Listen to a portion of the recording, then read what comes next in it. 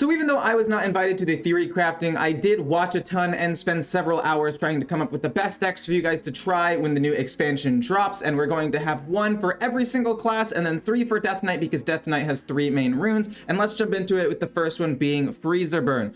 This deck is one that I saw do very well. The burst potential on this deck is insane. You have the Herald of Local Art, so that way you can draw a couple of extra frost spells. Guild Trader, so you can get extra spell damage, as well as Thalnos. So all of your things that do damage, for example, Glacial Advance, instead of doing 4 damage, it's now going to do 6 to 7, maybe even 9 damage, and it's going to reduce the cost of more of your cards so you can combo off even harder. Obviously, you want to have a couple of the legendaries here. You want to have the Lady Death Whisper, so you can basically just copy a lot of the frost spells in your hand to increase your burst. You also want to have the Overseer Frigidora, so you can draw more consistently. Again, a lot of this deck is going to evolve around drawing as many burn spells as you possibly can as quickly as possible. And then Horn of Winter is going to be one of your go-to cards to cheat out mana so you can do more damage in the late game. The next deck on the list is going to be Blood Rune Demon Hunter, which is a deck I'm personally very excited for because it is the closest thing that we are going to have to control, at least from this expansion. Even including last expansion, of the top 14 decks in the meta right now, only 1 of them is control. Of the 14 decks in tier 1 and 2 from Diamond through Legend,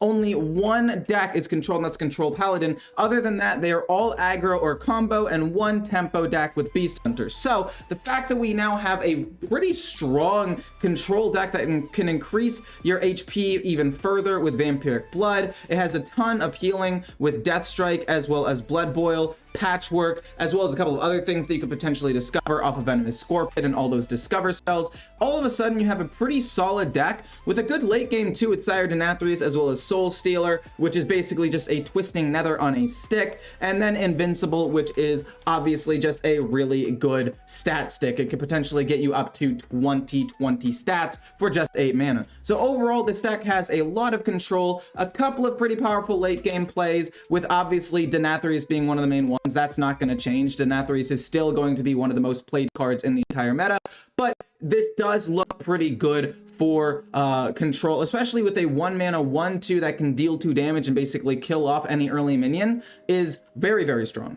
So the next deck I am the second most excited for, at least for the Death Knights, is going to be the Unholy build. This can be built in 2 different ways, and the 2 different ways are aggro and mid-range. I personally like the mid-range version, which is the one I'm showing you here, but you can make it more aggro by taking out cards like Ymir Deathbringer and putting in either Peasant or Iron Deep Trogg. This deck as mid-range just feels really, really good because you're able to play a couple of these late-game cards like Lord Marrowgar, the Scourge, as well as Sire Denathrius, without it feeling too bad like, oh, I want to have as many early-game cards as I possibly can. I will say you can replace Ymir Deathbringer in order to put in an extra 1-drop, whether it be the Peasant or the Iron Deep Trogg. The only issue is you really want the Deathbringer to get your Stitched Giant online as quickly as possible, because you have to spend your corpses in order to reduce its cost, and all of your other corpse using cards are 4 or higher mana. So having this 3-drop can just get your Stitched Giant online maybe 1 turn sooner, and I would rather play an 8/8 1 turn sooner than have a slightly more consistent turn 1 play. So keeping up with alphabetical order, next on the list is going to be No Minion Demon Hunter, and this deck is pretty simple. You just run 3 minions, they get eaten by the Soul Eater's Scythe, and you'll discover them throughout the game. The 3 minions are going to be Xylag, Artificer Zymox, as well as Sire Denathrius, all 3 of which are pretty solid win conditions on their own. You can build this in a kind of fell style of deck and run Jace instead. You'll just replace some of the cards here, like maybe Feast of Souls, as well as a couple of the token generators, and then you could put in Fell spells and have Jace be an extra win condition. But I like having Feast of Souls and these token generators so you can draw through your deck more quickly, so you can find Sire Denathrius or Xylag or Artificer Zymox as quickly as possible. But other than that, it's going to be a pretty mid-range deck that functions pretty similarly to Relic Demon Hunter now. It's just not going to have as big of a late game spike with Bran, but it's going to be stronger in the earlier stages of the game, so it won't die to aggro as much because you have more removal and more minions. The next deck on the list is probably the most ridiculous, and that is going to be Armor Druid. If you thought that getting 20 mana was a problem, oh boy, you are in for a world of hurt, because this deck can go absolutely crazy. Ideally, you play Guff, and then you're able to play Bran into a Nubricon, or if you save the Coin or Innervate, you can go Bran, Coin or Innervate into a Nubricon and get 16 armor and just start playing a ton of big minions. Not to mention armor that you've maybe saved up throughout the game. Also, not to mention the fact that if you have Guff, you have more mana lying around you can use to play spells. For example, the Plating, which gives you even 4 more armor. So ideally, the deck wants to play Sired Athreus with Bran or Asalar Bloodsworn in his final state, which will do 16 damage to all enemies, and then you want to bounce them back to your hand with Zola, play them again, and this deck can easily do over 100 damage relatively early on too if you can get some early ramp. I have seen builds run Alexstrasza. Regis's build actually ran Alexstrasza. I just didn't like it because it was another late game card that kind of felt bad if you drew early, as well as the fact that it only does 16 damage when you double activate it with Bran. So it just didn't feel like it did enough, but you can definitely run that if you're missing Deathrattle or Asalar Bloodsworn. So next on the list, you have Arcane Hunter, which I think is going to be a strong deck, but Quest Hunter might end up being better. This will take a little bit of play testing, but because this one uses more new cards and just looks more fun, I decided to put this one on the list. The idea behind the deck is simple. You are a very, very aggressive deck, and you're going to try to close out the game fairly quickly with bumped up arcane spells. Bran will help you pump up your arcane spells even more with things like Silvermoon Far Strider, which will give them, instead of +1 spell damage, +2. Same thing with the legendary Helderon Brightwing, and you're also able to get the battle cry to double activate Ancient Krakenbane, as well as Barrack to draw more cards, and maybe even the Scourge Tamer in order to give you a couple more zombies. I threw this card in here because even though it's just a 2-drop as a 2/2, it does give you some flexibility with minions as you get into the mid and late game that could potentially win you a game here or there. Overall, this deck is going to be very aggressive. Twinbow Terracoil into aimed shot is very strong. If you want to take out something and put in collateral damage, let's just say you think Bran is a bit too greedy or you don't want to run the Scorch Tamer, it's up to you. I think that collateral damage can also be very strong. So next on the list is going to be Extra Large Quest Mage. And the reason why it's extra large is even though I really wanted it to work as a 30 card deck, I just did not think that it would have enough damage. I mean, think about it.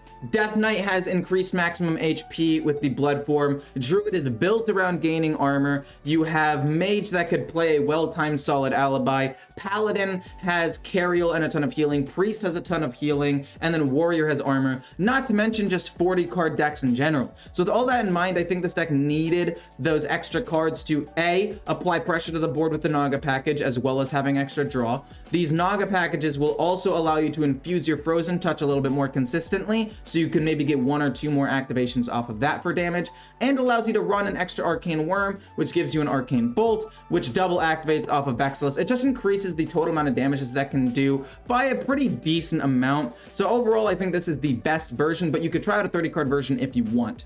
So the next deck on the list is going to be Control Dragon Paladin. The main win conditions of this deck are Lightforged Cariel for survivability, Sired Athreus to potentially one-shot your opponent, and Kazakusan for a ton of extra cards to win the game with. You can potentially run this deck with the Jailer as well, then play Kazakusan so you don't die in fatigue, and you can get some giant indestructible minions. The only problem with that is the fact that it's a little bit greedy, and this deck already has a kind of weak early game, so having an extra big card you could draw could throw you off. But the idea behind the deck is once you hit turn 3, you really hit your stride and you start taking over the game. Mostly turn 4 when you're able to play the Daring Drake as well as the Time Warden, but overall the deck is still very, very strong on turn 3 with some of the best 3-drops in the game, especially Amberwhelp, a 3-mana 3/3 that does 3 damage if you're holding a dragon, can shut down almost any play your opponent has up until that point. The only issue with the deck with the 2-drops is, yes, Battle Vicar is very good on turn 2. You're able to discover Holy Spell. The 1 attack makes it hard to contest the board with, and then the Amalgam you don't necessarily want to play on turn 2. You want to play it for that upside,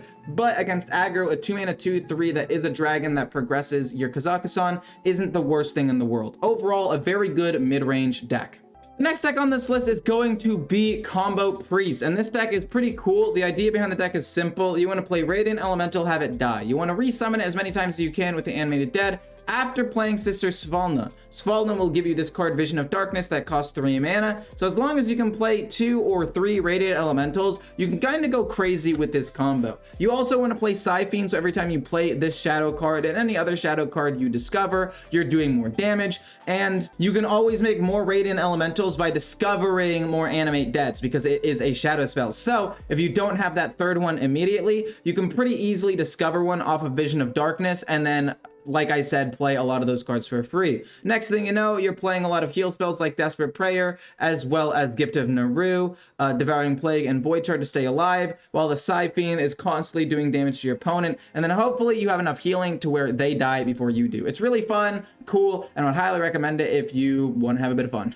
The next deck on the list is going to be Aggro Undead Shaman. The idea behind the deck is simple. You want to try to get as many things on the board as possible, give them all a number of death rattles and whatnot, so that way they can stick on the board for as long as possible. Then you want to close out the game with Bloodlust or Shadow Suffusion, which gives all of your minions death rattle, deal 3 damage to random enemy. If you just start trading in, they just become stronger, volatile skeletons. And then last but not least, if you need a little bit more damage over the top and Bloodlust didn't get you there, Sired Denathrius probably will. I do think if the meta becomes slower and more controlled and Death Knights become really, really strong, which they probably will, this deck might suffer a little bit, but honestly, I think the death rattle effects will be strong enough to where even if it might be a little bit weak into the matchups, it just will have strong stats and death rattles across the board, and it'll still be good.